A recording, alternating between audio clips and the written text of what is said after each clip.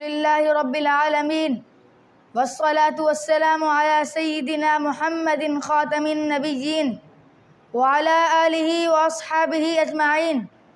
صدر گرامی قدر اور معزز حاضرین، آج میں جس موضوع پر لب کشائی کی جسارت کرنے لگا ہوں وہ ہے لفظ اللہ۔